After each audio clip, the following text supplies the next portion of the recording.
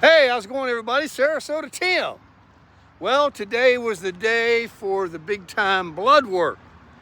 Man, those are the kind of office visits I like, just in and out. I knew if I walked in there a little early, she'd probably just take me, and she sure enough did.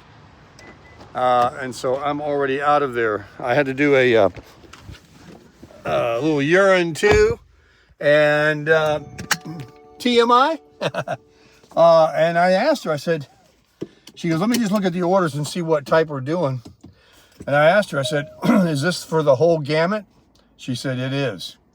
So in about a week or less, I should hear from one of the floaters they've got going in there, because my doctor went somewhere else, left, didn't even say goodbye. It was a woman. She was very nice. I wish her the best. Never blame anybody for trying to better themselves. So now let's bring on the day. And what should the day be? Well, I forgot to take my eye drops this morning, and I'm just down the street, so I guess I'll run back home and do that, and then head out for a nice walk. Yesterday, I went to bed real early last night. Of course, I've had no coffee. I had to fast, before the blood work this morning. Fortunately, it was 9 o'clock, but I went there a little early, like I said, so not too bad. And I slept till about 7, went to bed about 10. And I was going to make an evening chat last night, but yesterday, you won't believe it, I literally, I don't know what a heat stroke is, or a sunstroke, or a heat exhaustion, or dehydration, all of it, some of it I had. I was sweating. I was doing something yesterday in that hot shed and loading the bike. Went out to Anna Maria Island, and I was riding around and then unloading it, and I was doing something else. Anyway, outside the camper is really hot there on that pad, and my awning, I've got it retracted because it needs an adjustment. There's something I have to do. I was watching a YouTube video, so I have it back. And while I'm standing out there, I had no shade to be in. Anyway, I had a lot of sun. And all that walking at the bridge and everything, it kind of caught up to me. And then no, people will argue this, no energy from, I'm not eating any kind of carb, no sugars or anything like that. So I drank one of those elements that Saul sent me. It was delicious. I guzzled that all the way down. Probably should drink another one this morning. And, I'm sticking to the diet. I'm still at 200, man. I don't get it. I don't know what's going on here. Still got this pudge. Still got 200 pounds on the scale. And yesterday I had half a pound of ham that I got at the deli 2 days earlier that I had to eat. And so I sat there and ate that before I made 2 hamburgers on the grill last night, which was equal to 4 hamburgers because they were at least as big as a plate, 2 of them. And I can eat a lot.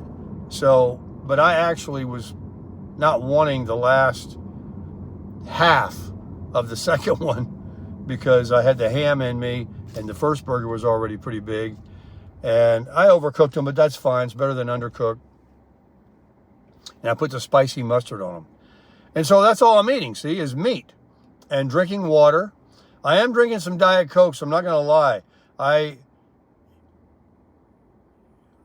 drink a Diet Coke and a Diet Mountain Dew. I know they're both poison. Speaking of poison, let me go up here to McDonald's right now. Well, no, I'm just going to go home and make my own coffee because I want to use that. I've been doing butter and getting off the whipping cream. I'm wondering, is butter making me hold my weight, making me fat? What is it?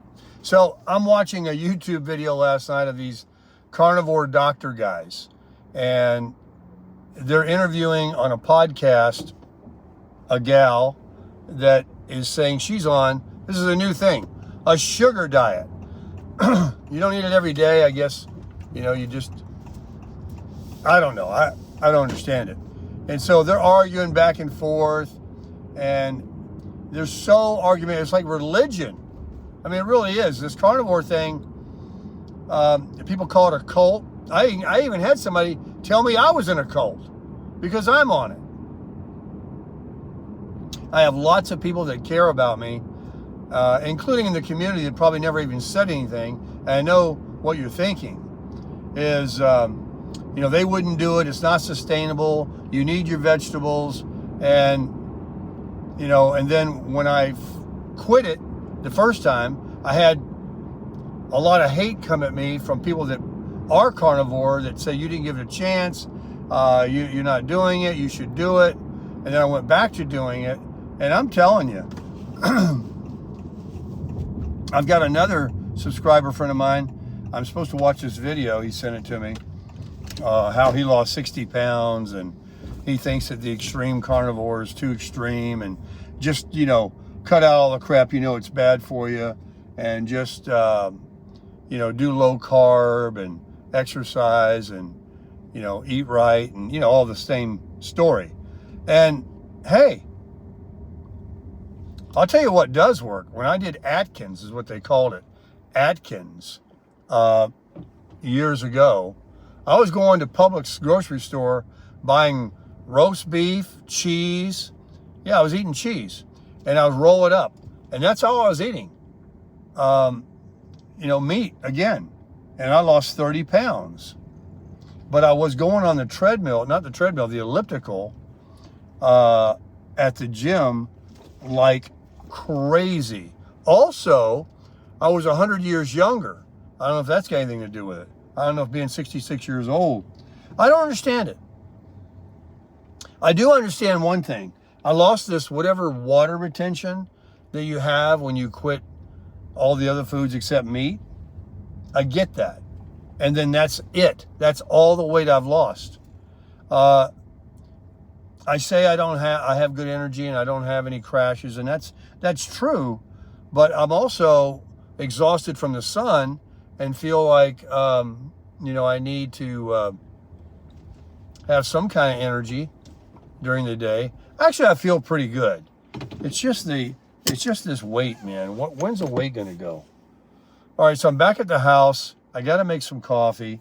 We'll continue this conversation, and we'll just keep crushing it.